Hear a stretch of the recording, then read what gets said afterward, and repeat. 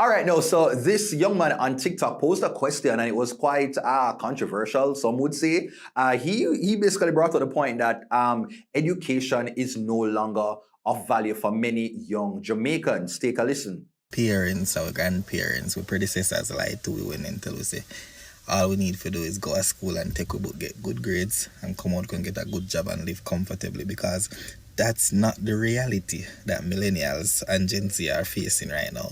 So something off, something go wrong somewhere along the line.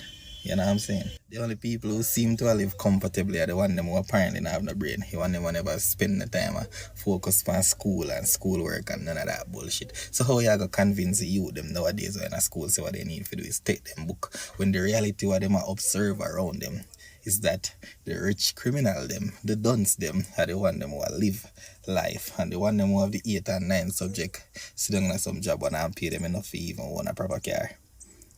How do you convince a generation that education is the key when they are surrounded by rich criminals and broke graduates? Explain that to me.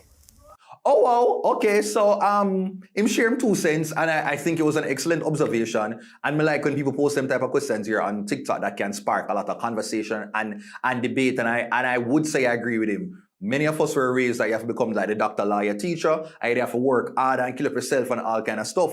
And then now you have many people with social media careers that are able to monetize their personality.